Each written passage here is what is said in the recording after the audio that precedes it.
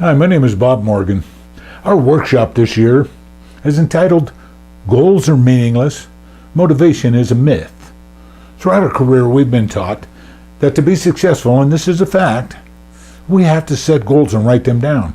Yet at the end of the month, 80 to 90% of our staff who set goals and wrote them down didn't accomplish them. Why is that? Our workshop delves into those reasons, and we'll cover three key areas. One, we'll find the reasons why they don't reach their goals. Why are they meaningless? Why is the motivation behind them a myth?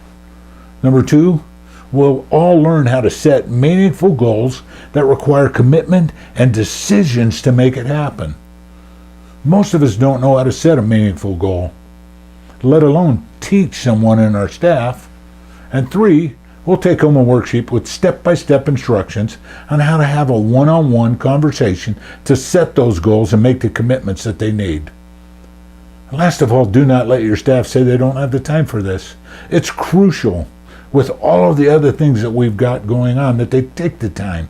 Join us for our workshop, Goals Are Meaningless, Motivation a Myth. We look forward to seeing you in San Francisco.